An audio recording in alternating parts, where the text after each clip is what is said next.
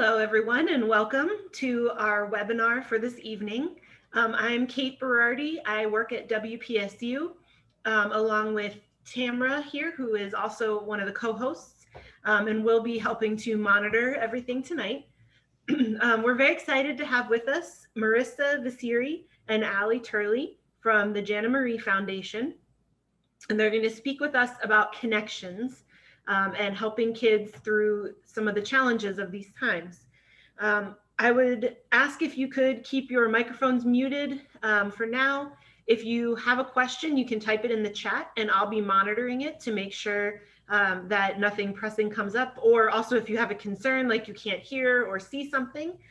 And also we are recording this webinar and we will post it after today so that you can go back and refer to it if you would like to see anything that you missed or share it with anyone.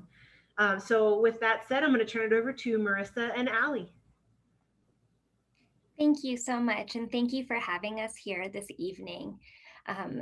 We are really excited to be able to have this conversation around mental health and ways that we can really support our young people in our community. My name is Marisa Vicere, and I'm president and founder of the Jana Marie Foundation.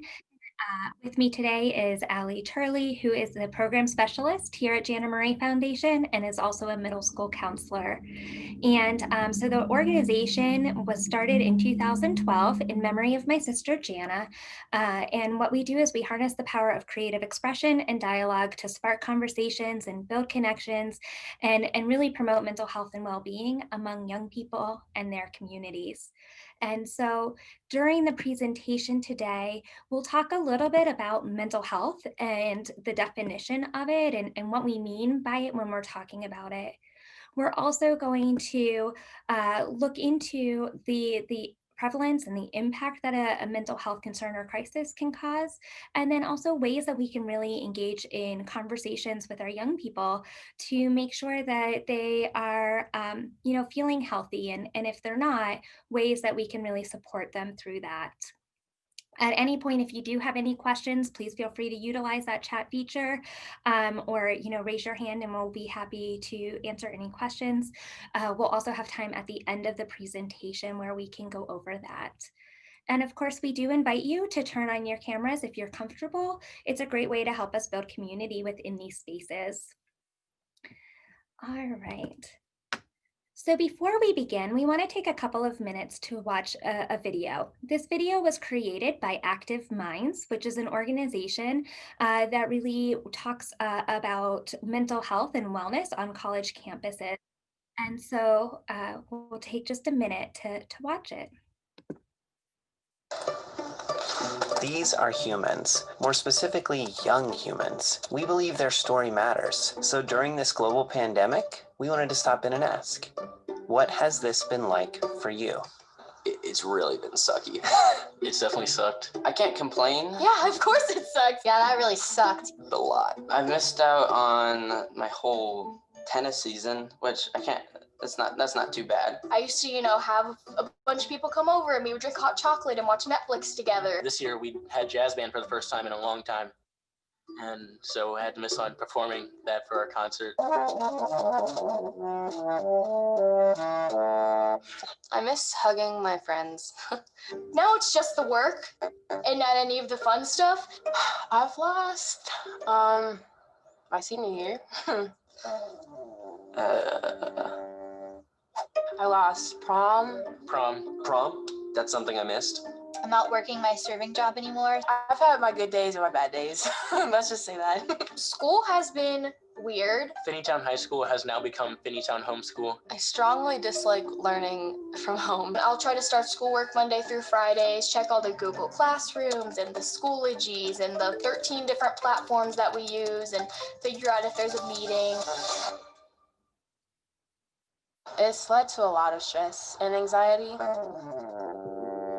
I feel like I have a loss of hope almost. That's definitely been a lot of stressful thoughts about it. I'm not learning anything. No. Well, I never knew how good I was at procrastinating until now. It feels like time doesn't exist. Days are kind of all slobbed together. I definitely have felt guilty for feeling any sort of sadness about what I've missed out on. This is weird, and it's okay to feel like this, and you have a reason to, and you're allowed to. All of our feelings are valid. All of our emotions and stuff, they're real, and we're allowed to have them. So being told that it's okay to have a problem and to feel that way can be the first way to start solving it. Honestly, it's just sad. It's okay to be sad, and it's okay to be hurt, and it's okay to feel the way you do, because your feelings are extremely valid. This has never happened before in our generation or in our lifetime. To feel like your feelings don't matter is completely wrong. I talk to my mom a lot. Journaling helps a lot, like writing everything down. FaceTime calls and friends and family, and I'm making sure I water my plants. I've choreographed dances. I would film right in front of my garage, actually, and post on Instagram, try to spread positivity during this crazy time. I know that first meeting and those first hugs are going to be really awesome and needed. You are human, which is good news because it means you have permission to be human. And as a human, it's okay to not be okay.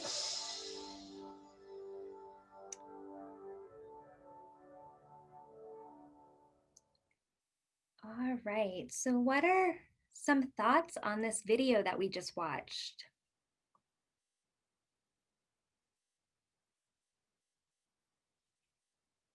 You can share if you want to in chat, or feel free to unmute yourself if you'd like.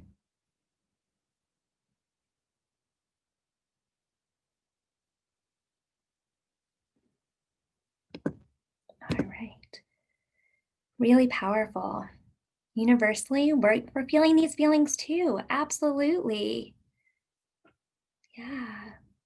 So we're hearing some of these same things from our kids, right? And we're probably feeling some of these same things too. I mean, that screen that came up that said there's always a meeting. We were just talking about that right before this, right? That there's always just another place to be, but yet we're still not getting that connection in the same way that we used to. And so, it's really important to acknowledge that our kids are also feeling this. This is a new time for us, and it's a new time for our kids, something that's never really been experienced before in our lifetimes. And I think one of the other big messages that came here is the idea of loss and grief, right? So we hear in this video them talking about some of the different things that they're missing, things like prom, things like serving and working, those things that we don't think our kids really care about, right, in terms of working. But yet that was one of their ways that they were getting some of those connections and getting out of the house and doing something that gave them that sense of purpose. And so it's really important, like I said, that we're finding that empathy within ourselves and meeting them with where they're at, and understanding that we're all under a lot of stress and pressure right now because this is something new. And so we are at that heightened anxiety each and every day. And Allie, I don't know if you had any other comments you wanted to share on it. Well, I was just thinking when the one young lady in the presenter in the commercial said, she's kind of missing that hug, and that first one is going to be a really good one. To think that we haven't had connection like that in months. A lot of our kids, they really are kind of looking for connection, to feel connected to somebody else.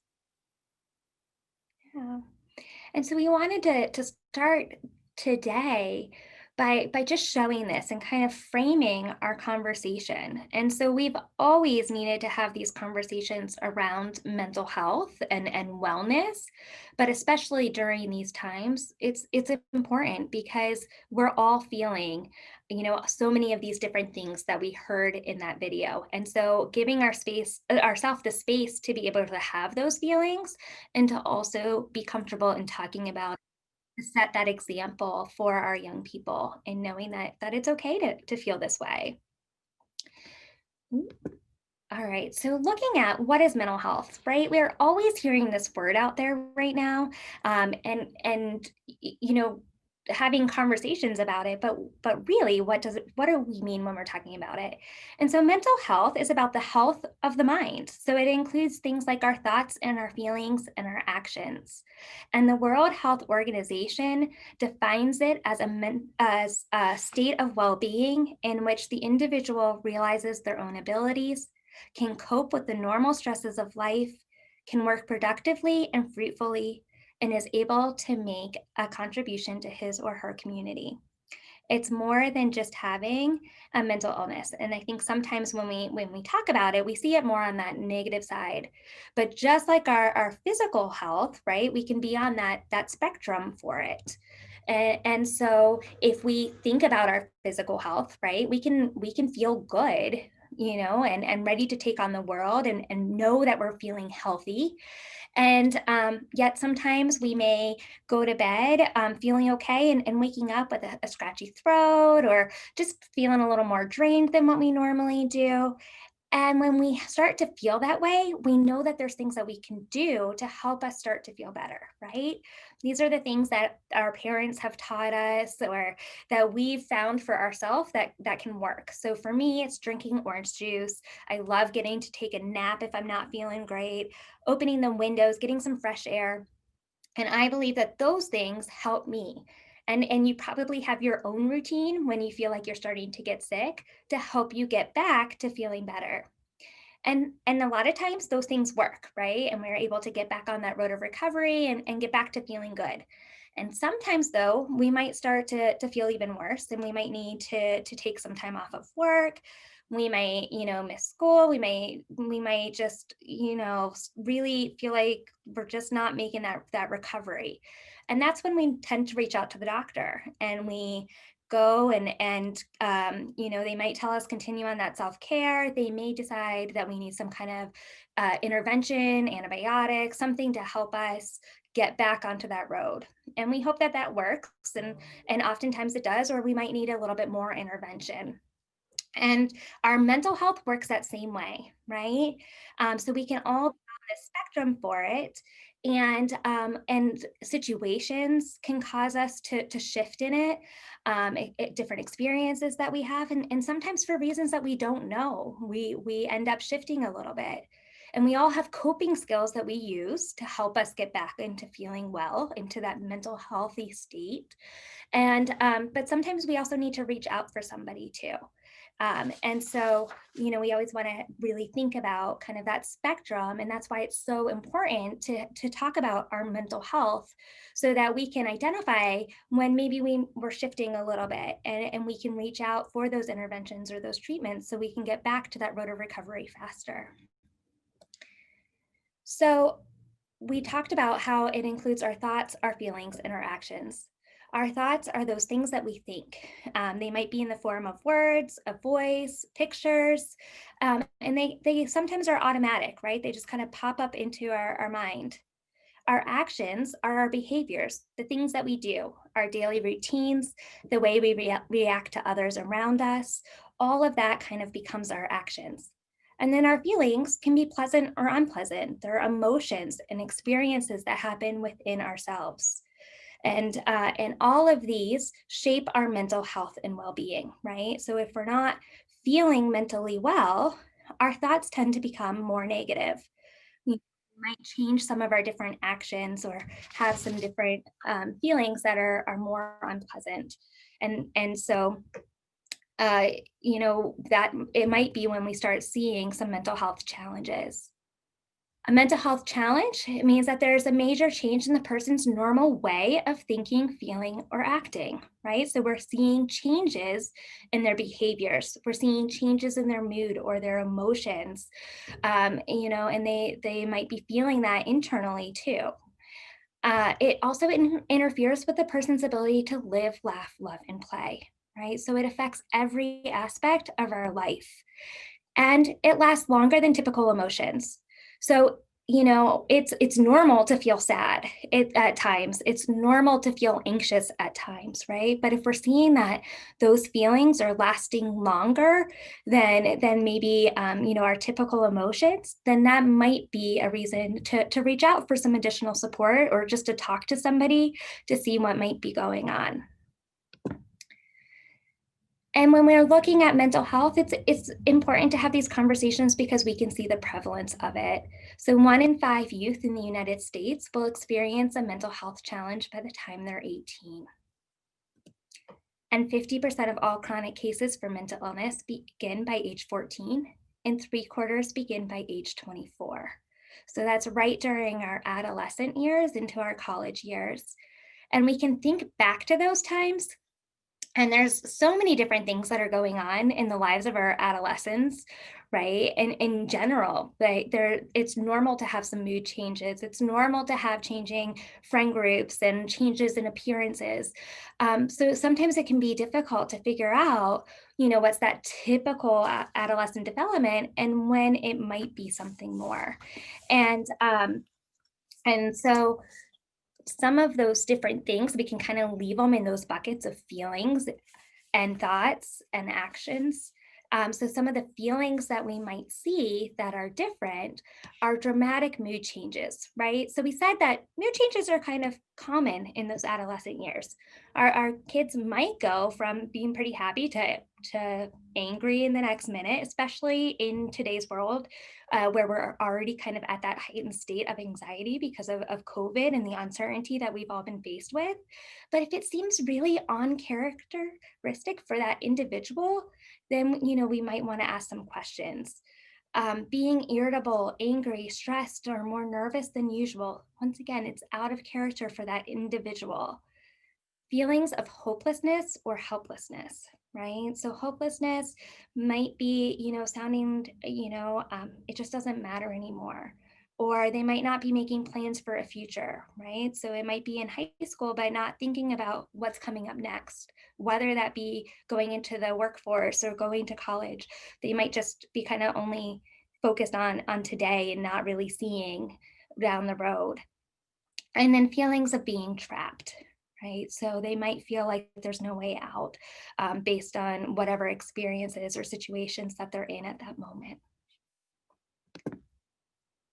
For our thoughts, difficulty in thinking or concentrating or remembering. So they might just seem really distracted.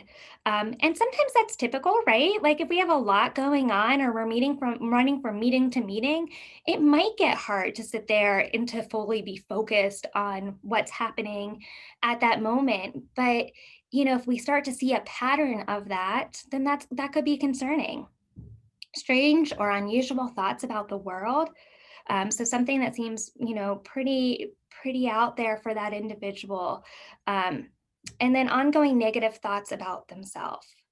So, if they're pretty pessimistic all of a sudden or not seeing themselves in a positive light, we would want to ask some questions and see what might be going on. And then our actions. So withdrawing from friends and family. And this is a difficult one right now because we have seen some of that withdrawing happening naturally because we've been told we need to be physically distanced from each other, right? So we don't need to be socially distant, but we need to be physically distant. We need to keep our space.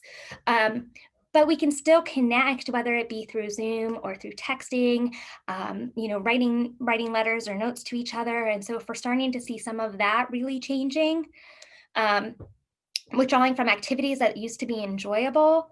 And so, if they're really now, if they used to love playing piano and we're not seeing them practicing now and it's not being replaced by something else, we want to ask why and see what's going on. Difficulties with relationships. So it could be trouble making friends. It could be hard holding on to the relationships that they already have, maybe more tension between their friend groups. And then academics is a big one. So, if we're seeing declining grades, if they're not really interested in school anymore, just having a really difficult time, that reaching out to a teacher or reaching out to a counselor is a great place to start if we're starting to see some of those different kinds of actions. And then changes in sleep, exercising, eating. So any changes in behaviors that are different for that individual.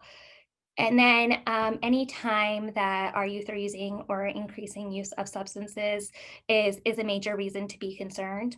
The use of substances can increase the risk of impulsivity. And we know that our adolescents are already impulsive. That's part of growing up and moving from childhood into adulthood is some of that. But if somebody's using substances and is having negative thoughts or thoughts of suicide, it could put them at a higher risk for suicide. So we really want to be aware of that and get them some assistance if needed.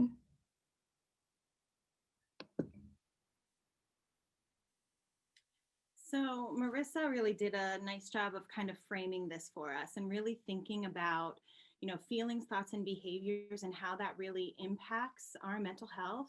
And I'm sure that we can all relate to the notion that mental health challenges really impact the way that we live and the way that we laugh and love and play. So as adults, when we're struggling with feelings of sadness or stress and anxiety or hopelessness, especially over that longer period of time, all of these aspects of our lives can be impacted. So we can find ourselves disengaging from friendships or maybe even our family and our children, or not wanting to spend time with other people, right? We might see fluctuations in the way that we eat and sleep or exercise, and really our self-care can be impacted. And that's really the same for our young people. So if we think about like an activity that we really enjoy to do, and when we consider if we're really struggling with a mental health challenge, like when we're not feeling our best selves, it's really hard to engage in that. So if we look at an example for a young person, think of maybe an athlete, right? Somebody who loves to play rugby. If they're feeling really tired because they're up at night and they're worried, they might have a hard time getting to practice. And if they're worried about being judged, they might distance themselves from their teammates, right? Or if they're worried that they're going to get hurt or something bad's going to happen, they might not go in for the play. Or if they're worried about like the way that their body looks, or if that's something that's really on their mind, they might not want to go change in the locker room. And that impacts their ability to be a part of the rugby team. So what we know about the impacts of mental health challenges for young people, well, for all of us, is that it really varies for each person. So what might be hard for somebody else might not be difficult for somebody else. And that's really important for us to remember, kind of like that saying it's no big deal. Like it might not be a big deal to you, but it really could be a big deal to the young people that are in our lives. So we spent a lot of time looking at mental health challenges and what the impacts look like.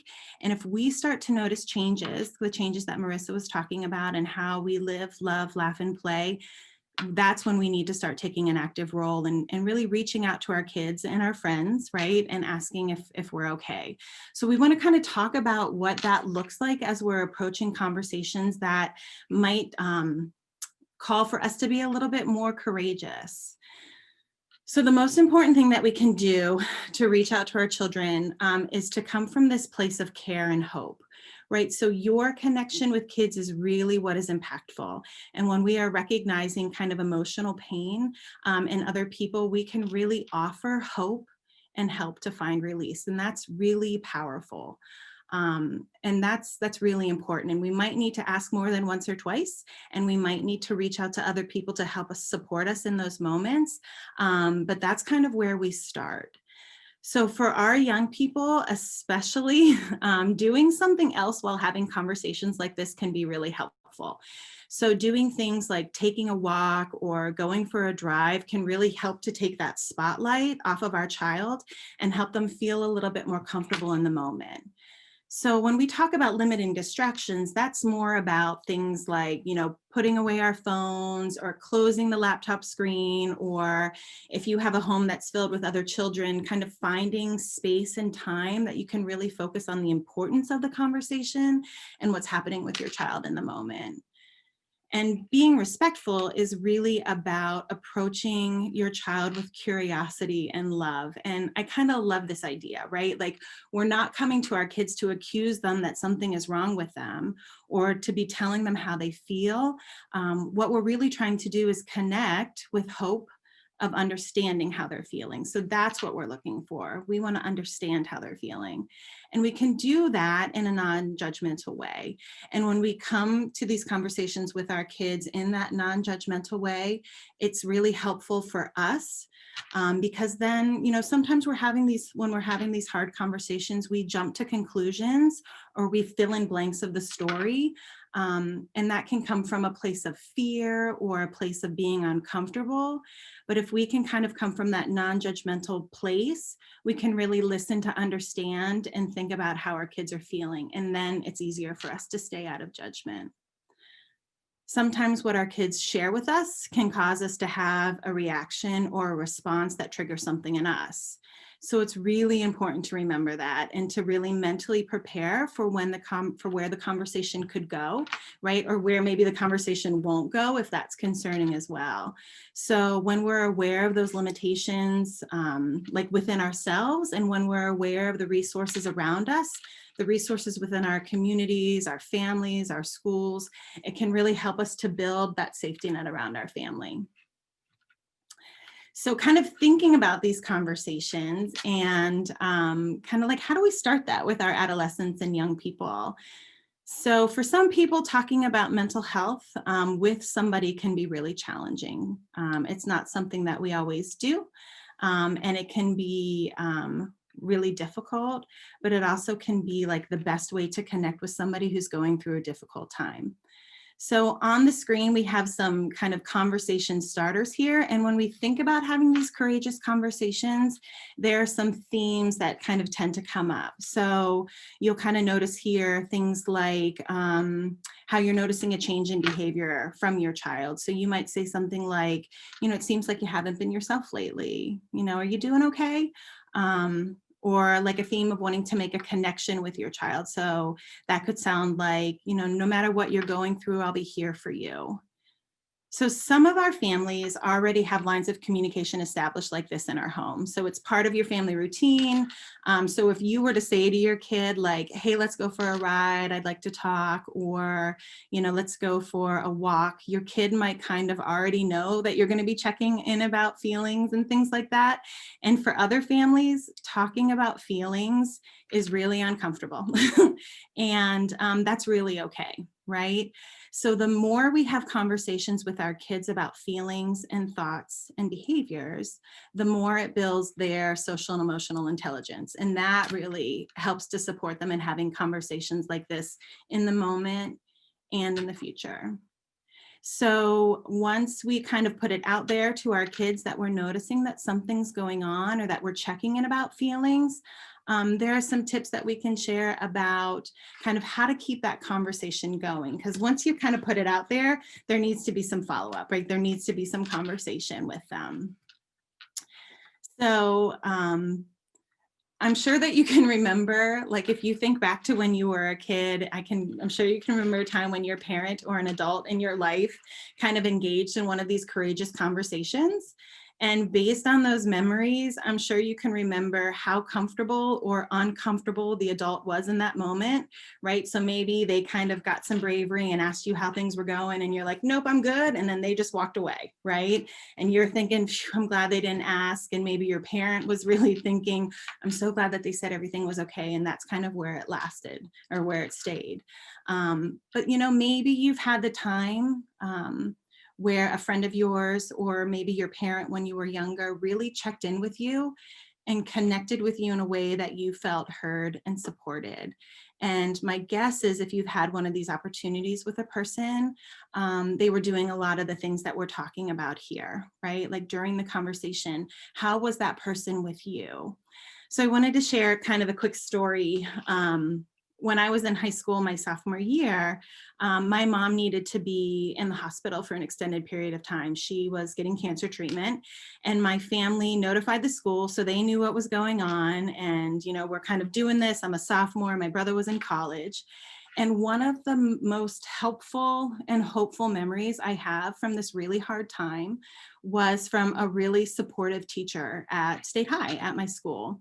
So she knew that my mom was away. She checked in with me about it. She was the art teacher and I wasn't super good at art and I didn't really love art.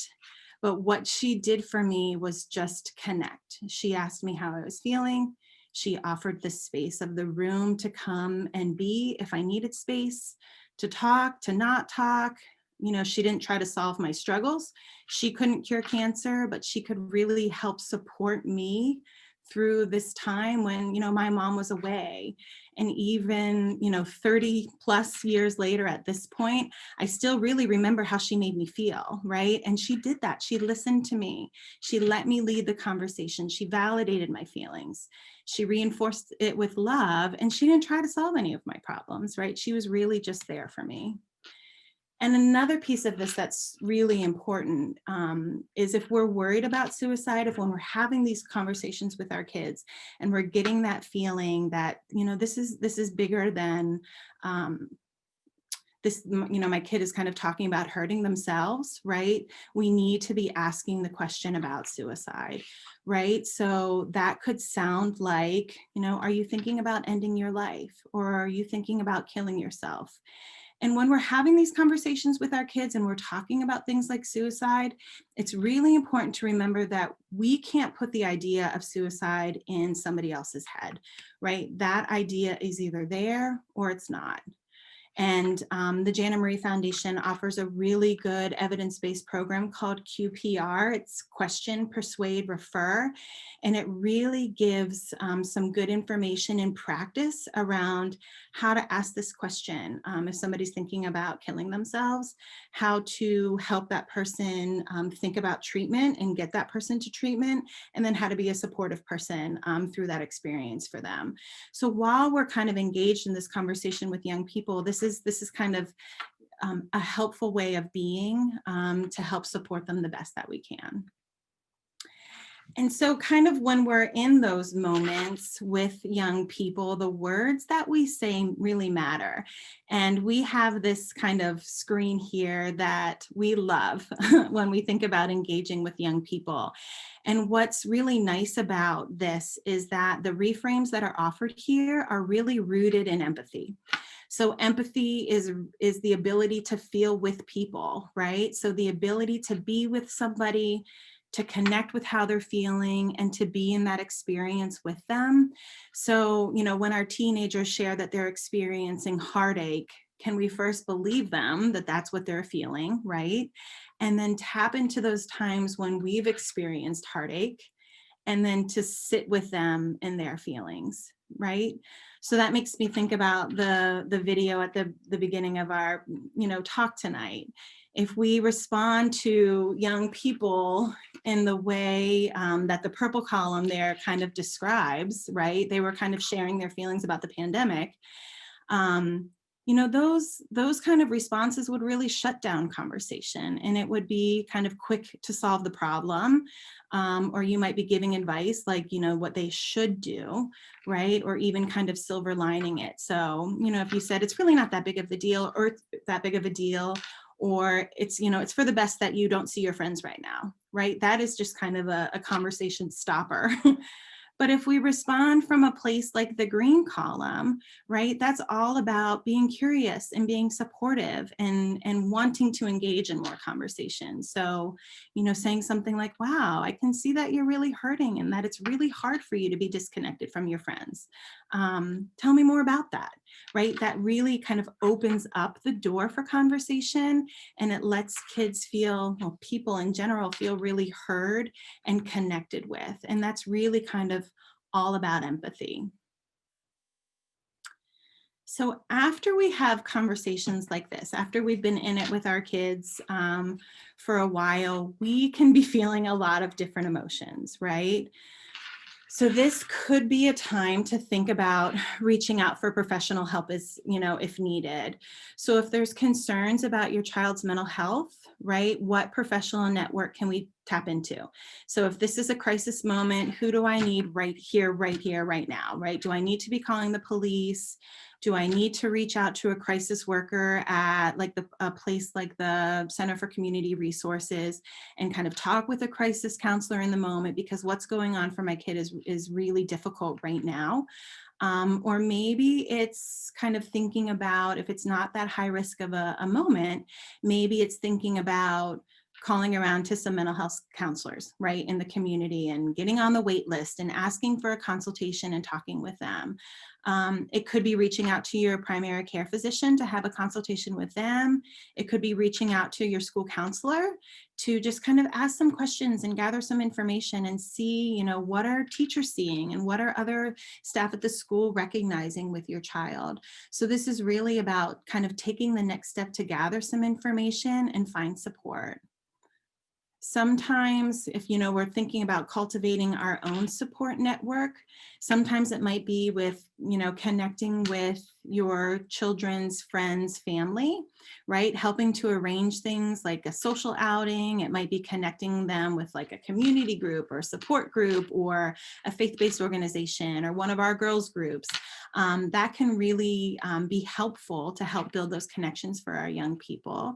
And this kind of cultivating, your own support system really is important for the adult as well, right? So it could look like calling your best friend and saying, hey, I just had a really tough conversation with my kid. Can I tell you about it? Right? So that we're getting the support that we need so that we can help support our kids. And that really fits well with the idea of taking care of yourself and self-care and making emotional health, like our emotional health and your emotional health and self-care a priority. So, the idea in an emergency, we put our face mask on first before helping others. That's really important notion. And especially when it comes to having these kind of conversations with our kids, these courageous conversations, because if we come to it from a place where we are not feeling very well and regulated, and our kids are not feeling very well and very regulated, that can be really challenging, right? So if we can do our best to come from our best selves in a regulated space, that can be helpful, so that we can be in the moment, in that moment with our kids. And the last thing that we kind of have here for after the conversation is really thinking about and knowing the resources that are around to support. So the Center Region area here, we have a great network of support services. Our area is pretty rich in lots of different ways around support services. And Marisa is going to check in about a couple that we definitely should know about.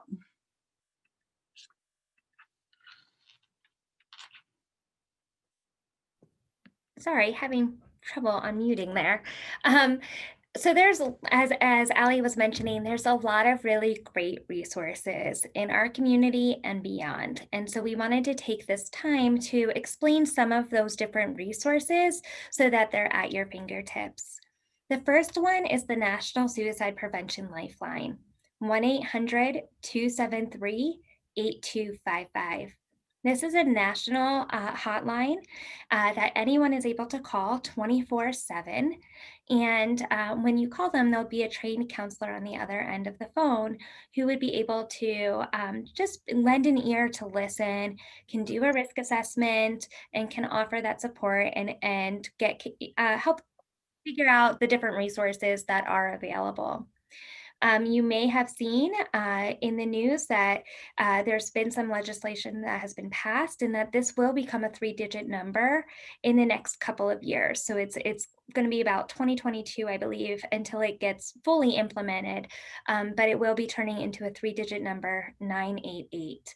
And so that's really exciting to see some of the different progress that's been made to make these resources more accessible to everyone and to help with just getting out the numbers and knowing them. Before I go further, I should also mention that if you do have a cell phone or anything with you, most of us, have them laying on our desks or somewhere close by, it is helpful to put these numbers directly into your phone. We never know when somebody in our life may have a concern or crisis or may need one of these numbers. And so if they're in our phone, we can easily access them. And that can really be helpful, should you come across needing it. The next resource we want to talk about is the crisis text line.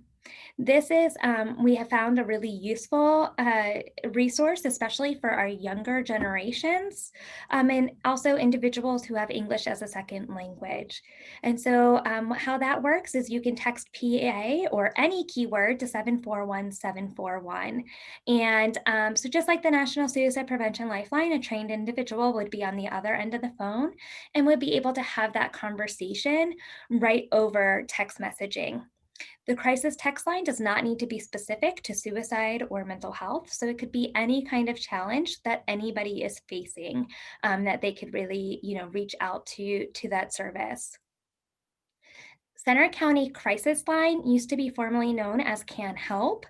So it's the same number, it's just the provider has switched. So Center County Crisis Line is 1-800-643-5432. This is Center County's crisis line. So everywhere in Pennsylvania is required, every county is required to have some kind of crisis line for mental health. And so the way that ours works is that you can call it 24/7. And once again, there'd be a trained individual on the other end of the phone who could have a conversation with you and kind of hear what's going on and let you know about some of the different resources that are available right here in Center County. We also have a mobile crisis team, meaning that they can come out on site to where you are at as well. And so that's something that can be really helpful too, that, if you want to talk to somebody face to face, they can actually make arrangements to meet you where you're at or to some location to have those conversations. And then there's the Center for Community Resources. This is a new walk-in center that came to State College in about a year ago. It was about December of last year. And what it is it's truly a walk-in center. So if somebody is experiencing a mental health concern, they can head right on over to the Center for Community Resources. They do work with individuals of all ages, and it's set up more like a living room kind of atmosphere. So it's not as clinical as like if you were to go to the emergency room. And then there would be trained individuals there who can talk to the individual, lend that listening ear. They have all sorts of different resources available on site. They also have a database, so they know really what's going on in our community and about the different support groups, about different opportunities that there are. They have started many of their own support groups. Right now, a lot of those are meeting virtually, over the computer. And so they've been a fantastic resource in addition to here in our county. They also have a lending library. So if you or someone has been diagnosed with a mental illness, or you're just trying to find out more information about, one of the disorders or whatever it might be, you could go there and utilize that lending library to learn more. And we know that knowledge is power. And so sometimes that can be a really helpful resource for somebody. Safe to Say Something is used in the schools. And so since we're talking about mental health for young people predominantly today, although the information that we gave certainly works across the lifespan, this number is really geared more for our kids, and it's something that we can talk to our kids about. So 1-844-SAFE to Say, SAF2SAY. And so this was set up through the Attorney General's office, and so you can call that number. Our kids also have a way to report online for something. It's reported anonymously, and it can be anything that's going on, with their themselves or their peer groups. So we do have a lot of referrals that come through Safe to Say for things like bullying or self-harm, even sometimes those thoughts of suicide, anything that might be going on in the schools. And that information goes to a team of 5 individuals within the school. And then from there, they're able to reach out to the person that, there's concern around, to make sure that they are safe and getting support if they need it. And then the Trevor Project is another great resource that we wanted to make sure that we had a second to talk about. The Trevor Project is geared for individuals who are under the age of 25 who identify as LGBTQ. And so we know that there's some higher risk for suicide and bullying and, just needing some additional support sometimes. And so this resource is really geared for, being able to offer that assistance to somebody who may be going through a difficult time. They also have an amazing website. So if you're looking for more on how to support a young person or a peer, they have some really great information on creating environments that are full of understanding, appreciation, and acceptance for everyone right there on their site, which is thetrevorproject.org.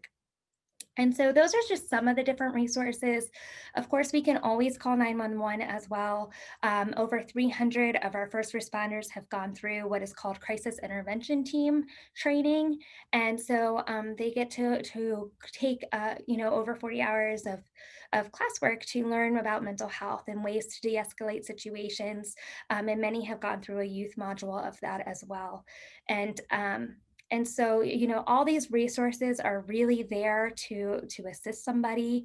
And so, if you're not sure kind of that next step or what to do, reaching out to any of these resources or going to the foundation's website, talking to Center County Mental Health Office, any of those, there's a great collaboration that happens here in our county. And so a lot of us know kind of what's going on at other places and are able to help individuals get connected in if needed. And so we wanted to make sure that we left time for questions that you may have. But as we're thinking about those questions, we wanted you to take a moment to think about one thing that you learned or were reminded of. So what are those thoughts that you might have based on this presentation? And then think about one thing that you're going to carry forward in your heart, something that you can go out and use to connect with other people or to have a conversation about what happened here. And then one thing that you're going to do moving forward. And if you want to share those thoughts, we would love to hear those as well. So you can feel free to share them in the chat box. But we also want to open it up for questions. And so I believe if you have any questions, you can feel free just to unmute yourself, and we can do it that way. Or if you feel most comfortable putting it in the chat, we'll be monitoring that as well.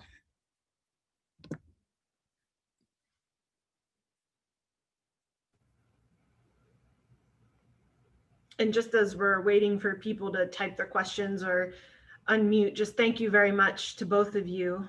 This was really, really informative, and I think it was great information for all of us to have. So thank you. Hi, Marissa. Someone in the chat asked, they said that they got the timing wrong and they thought that the event started at 7, and they wanted to know if it would be possible to get a copy of the slide deck or a recording so that they could, check it out, I guess, later. So I wasn't sure if you were going to share your slides or not. Sure, we could definitely do that. And then I believe that this was recorded and will be able to be shared out through, I think it's probably WPSU's Facebook page. I think it'll be on our website, yes. On the website, okay. Yep, and we'll send a follow-up email with that link, and it'll be posted in the next couple days to be able to go back and watch it.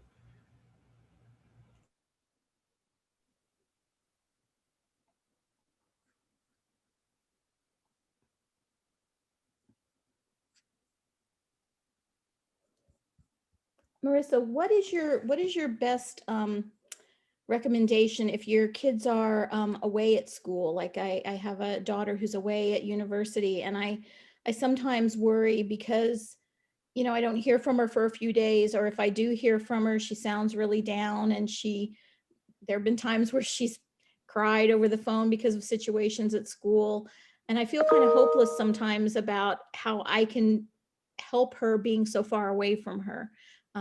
Is there like I don't know, a best practice for contacting their school. I don't want to get, like call the police and a national hotline. I don't think it's that severe, but to try to get her some help. Yeah, and Allie might have some other suggestions as well. But I think, sending little messages and notes is one great way just to have reminders of how much they matter to you. So even if they're not responding back, sometimes just getting that note can really help ground somebody and let them know that they're cared about. And then also sharing some of the different resources, or using shared experiences to start these conversations can sometimes be helpful too. So, saying, hey, I just sat in on this presentation and, they were talking about, whatever it might be. And I'm wondering, have you heard about anything like this? Or have you ever felt that way? Or if you know that, your children watch a certain show and you've seen an episode of it sometimes, and that can be a great conversation starter too. So sometimes those shared conversations can be a great way to open that door, and then also, know some of the different resources that are available and be able to kind of sneak those in there. And then sometimes just letting someone know, like, sometimes it can be helpful to talk to somebody when I'm feeling this way. And, here's the number that I use in case you feel like that could be helpful for you. So not saying, you should really go see a counselor, but instead providing them with that information. So information and advice are different. And I know, coming from just speaking from my experience and with my mom, when she gives advice, I kind of block her out, put up that wall pretty quickly. And, whereas if she shares information, I'm a little bit more receptive to listen to it. And even if it's the best advice, sometimes like we're just not ready to hear it yet. Whereas that information can be just something that we're willing to latch onto and maybe ponder over a little bit more. Thanks.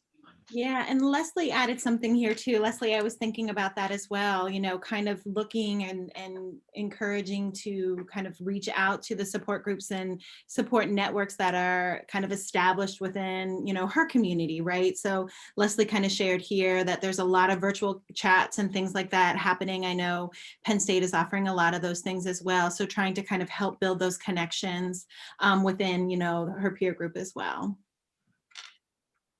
Thank you. Another question was asked, how would you carry on a conversation with a child who doesn't want to open up when upset, no matter how hard you try? Yeah, that's a really tricky one, huh? Like when we're kind of in this moment and we're really feeling like, we need to make this connection, we have worries and I think it kind of depends. It really depends if there's this risk in this moment that we're fearful and we need to kind of share that, or if there's a way that we can kind of build connection and get there with our kid, and kind of what Marisa was talking about too. They might not be needing or wanting the advice in that moment. So how can we build relationship and build connection about what that experience is like for them, and kind of come back to it and check in about it. And, it's okay to kind of say like, I noticed that it really seems like you don't want to be having this conversation right now, right? Kind of stating the obvious and then kind of sharing, and, here's what I'm seeing and here's why I'm a little worried, or here's why I'm a little concerned. And, tell me what you think about that, right? Like ask their opinion. And I think that can kind of help sometimes to come from a place of curiosity instead of this kind of, I know something's wrong, like tell me what's going on kind of approach, and coming back to it as you need to, right? Recognizing that we all have our days. I think the other thing too is sometimes we're not comfortable speaking to a parent, and it's nothing against that parent so hard.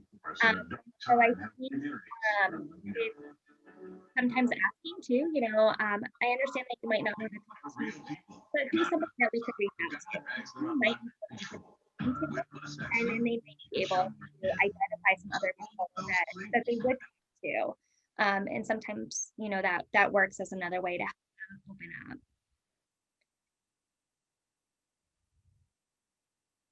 And then I do see from Kelly, advice for high school seniors who want to put college on hold due to COVID and how to direct them. this is a really difficult time, and that's something that we're hearing a lot from our high school students, is that they're just not wanting to necessarily enter into college during these times. And we might need to meet them kind of where they're at and understand and listen to maybe their reasonings why. So sometimes finding out why they want to hold off can be helpful. Is it for fear of, making their family member sick? Is it because they, are tired of the Zoom classes? There's lots of different reasons of why that might be. So I think that curiosity is really important when we're talking about that. And I, also thinking about finding out, if you're going to take this gap year, what are you going to do in it, and making sure that seeing if they have a plan, if they've thought through it at all. So I think some of that can be helpful. I do see another comment in there about it, maybe encouraging them to go part-time. So there's like a good thing to do, like with a school counselor too, right? Like reaching out to the high school counselor and having them kind of help talk through what that might look like if they were to take a year off, and what are they going to do with it, and how would that impact, being accepted to school. And I know, like during this time with grades and testing, and there's a lot of uncertainty, but counselors at the senior year counselors really know the impact of kind of what COVID has done to SATs and kind of getting into college, and they could really help guide and have those conversations about, what that would mean for them in the more long term. So kind of gathering more resources about that. And I know that there's some independent counselors now doing kind of that what's next after high school kind of counseling as well. And so reaching out to some outside sources is always, an option as well.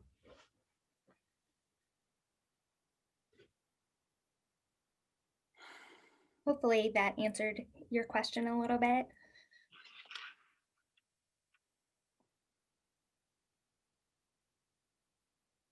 These are some great questions that have been asked, and we certainly are happy to answer any additional questions that you might have. We also have put our website and our email address up there. So the info goes directly to both of us. And so, you can email there or use our first names to get it for us. We can type them in there, actually. Well, thank you, Marisa and Allie. It was really, really helpful. And it sounds like a lot of people in the chat are saying the same thing. So we just really appreciate you taking the time to talk with us today and give us these great resources. So thank you. Yeah, thank you for the opportunity. Thank you very much. And we appreciate everybody joining us, especially, I'm sure you all had long days of meetings and balancing all the different workloads prior to coming on to here. So we appreciate you taking time out of your evening to be here and learn. Any other questions before we let our speakers get on with their evening, and all of you as well?